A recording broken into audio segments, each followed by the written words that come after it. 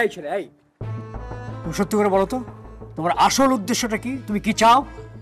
কাকা হ্যাঁ, খবরদার খবরদার, তুমি আমাকে কাকা বলবে না। আমি তোমাকে প্রশ্ন করেছি, সেই প্রশ্ন উত্তর দাও।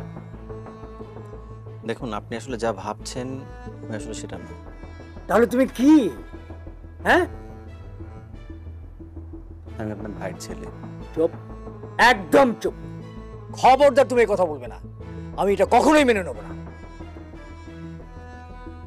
আমি তোমাকে কিছু টাকা দিই, তুমি চলে যাও প্লিজ।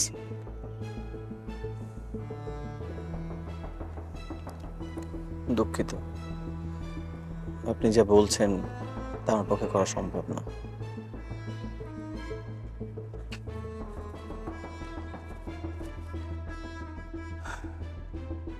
না, আমার মেয়ের হাবভাব তো খুব একটা ভালো মনে হচ্ছে না।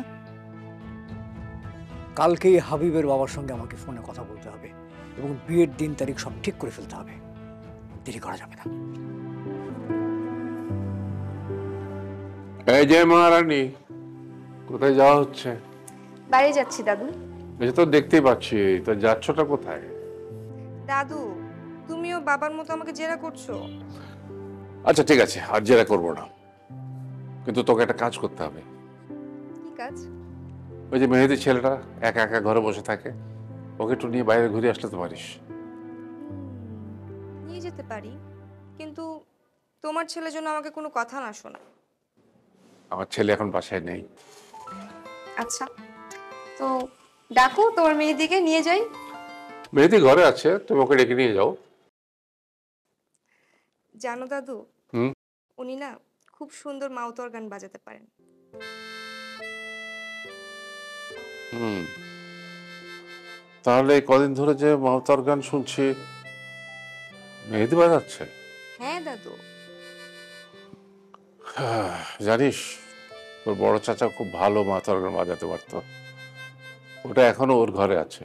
বলো কি দাদু, তাই? হ্যাঁ রে, এবার আমি নিশ্চিত ও আমার মিরাজেরই সন্তান।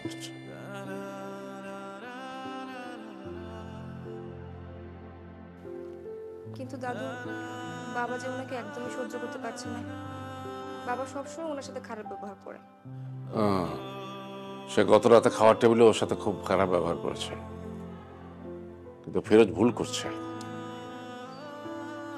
যা, তুই ওকে নিয়ে ঘুরে আয়, যা। ঠিক আছে।